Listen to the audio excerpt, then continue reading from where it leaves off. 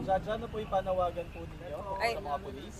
Ayun po, nalaman lang din namin today na meron po palang ilang mga akusado na pulis na nag-grant na yung ano nila motion, yung ano nila request nila para manatili sa custody ng mga pulis sa PNP po.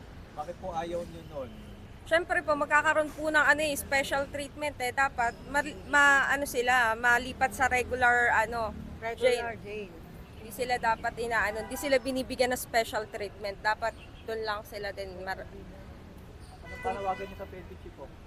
Ayun po, nananawagan po kami kay Sir Nartates and Morico na sana pagbigyan po nila yung hinihiling po namin. Wag po